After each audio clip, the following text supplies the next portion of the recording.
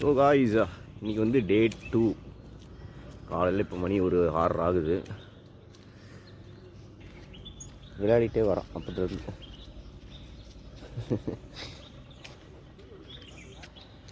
So காலையில் ஒரு tea ஒன்று அடிச்சுட்டு குளிப்பேன்னு நினைக்கிறேன். இன்றைக்கி குளிச்சுட்டு சுடுதண்ணி வந்தால் குளிச்சுட்டு இங்கேருந்து அடுத்து பெரிய டெஸ்டினேஷன் கொல்லி, அது போகணும். அதுதான் இன்றைக்கி பிளான்.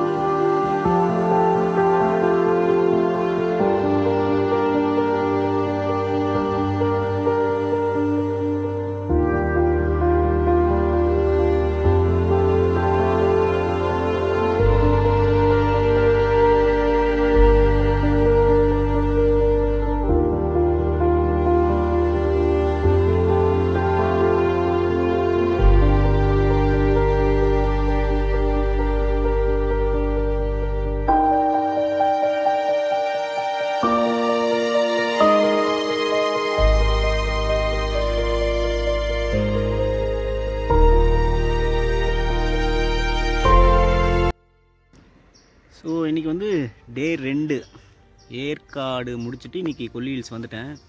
மொக்க சீரீஸ் பார்ட் 2. என் மூஞ்சி மட்டும் காமிச்சா நல்லா இருக்காதுல்ல, பின்னாடி கொஞ்சம் க்ரீனரியாக இருந்தால் கொஞ்சம் நல்லாயிருக்கும் பார்க்க.